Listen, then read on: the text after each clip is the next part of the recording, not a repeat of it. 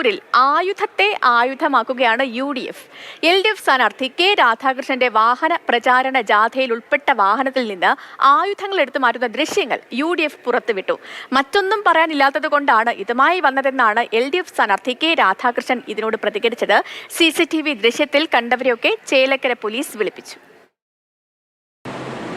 വോട്ടെടുപ്പിന് മണിക്കൂറുകൾ ശേഷിക്കെ ആലത്തൂർ മണ്ഡലത്തിൽ LDF സ്ഥാനാർത്ഥി കെ രാധാകൃഷ്ണനെതിരെ CCTV ദൃശ്യം ആയുധമാക്കി UDF. കെ രാധാകൃഷ്ണന്റെ കൊട്ടിക്കലാശ ദിവസത്തെ വാഹന ജാഥയിൽ ഉൾപ്പെട്ട വാഹനത്തിൽ നിന്ന് ആയുധങ്ങൾ എടുത്തുമാറ്റുന്ന ദൃശ്യം UDF പുറത്തുവിട്ടു.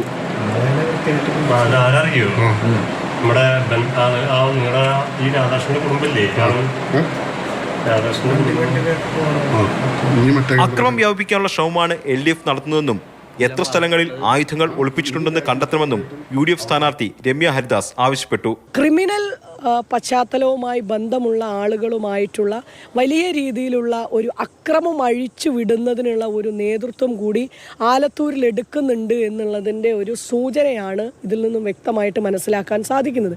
ആരോപണം തള്ളിയ ഇടതു സ്ഥാനാർത്ഥി കെ രാധാകൃഷ്ണൻ ആയുധ യുദ്ധമല്ല ബാലറ്റ് യുദ്ധമാണ് നടക്കുന്നതെന്നും പറഞ്ഞു. ഞങ്ങൾക്ക് എന്തായാലും ആയുധ പരിശീലനമോ അല്ലെങ്കിൽ ആയുധം കൊണ്ട് നടക്കുന്ന പരിപാടിയില്ല.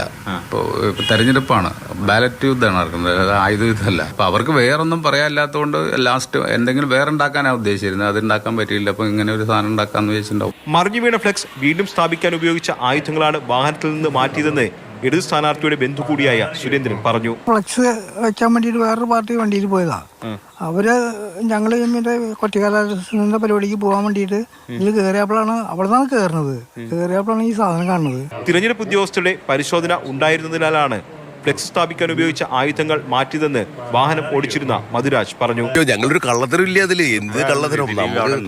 നമുക്ക് കള്ളത്തരത്തിന്റെ ആവശ്യമില്ല. കാരണം എന്ന് വെച്ച് കഴിഞ്ഞാൽ ഞാൻ പറഞ്ഞ സ്കോഡ് ഉണ്ടാവും. ഇതിലും വലിയ വഴിയിൽ വെച്ച് പേടിച്ചു കഴിഞ്ഞാൽ ഇതിലും വലുതാവട്ടെ. പരസ്യ പ്രചാരണ ദിവസങ്ങൾ വിവാദരഹിതമായിരുന്ന ആലത്തൂരിൽ നിശബ്ദ പ്രചാരണ ദിവസത്തിലെ പ്രചാരണം ആയുധത്തിൽ കേന്ദ്രീകരിക്കുകയാണ്. മാതൃഭൂമി ന്യൂസ്, ആലത്തൂർ.